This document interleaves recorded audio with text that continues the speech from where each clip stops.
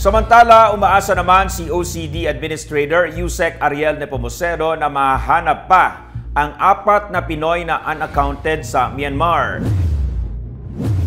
Nilinaw ni Yusek Nepomuceno na urban search and rescue teams ng ibang bansa ang naka-assign sa lugar ng Sky Villa kung saan pinaniniwalaang naroon ang 4 na nawawalang OFWs. Dagdag pa ni Yusek Nepomuceno, tulad ng ibang bansa na nasa Myanmar para tumulong sa rescue and medical mission, ay kailangang sumunod ng Pilipinas sa patakaran ng gobyerno ng Myanmar.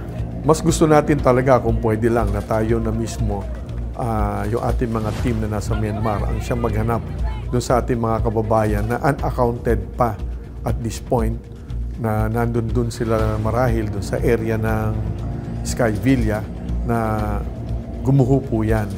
Subalit, kinakailangan natin na sundin kung ano ang programa ng mga otoridad ng Myanmar dahil tayo ay sumusunod sa kailang dispatch plan. Huwag naman tayong mag-alala dahil minomonitor naman ng ating pamahalaan sa pamamagitan ng ating DFA at ang ating Defense Attaché doon sa area at ng ating mismong team doon sa Myanmar na nandun lang sa may Naypyidaw Airport area. Ito yung malayo-layo mula sa Mandalay City na nandun yung Sky Villa Tower.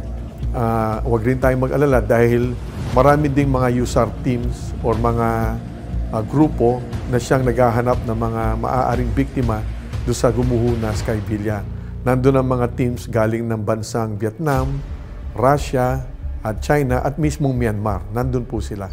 Nanawagan din si Yusek Nepomuceno ng taimtim na panalangin para sa mga kababayan nating pinaghahanap pa at sa humanitarian contingent na nasa Myanmar ngayon.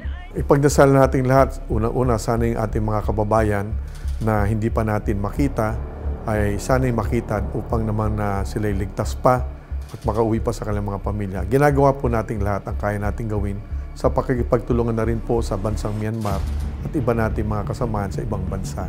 At ipagdasal din naman po din natin yung ating mga miyembro ng rescue team na nasa Myanmar. Pinagbubuti po nila ang kanilang misyon na makatulong at sana'y sila rin mismo ay laging maging ligtas.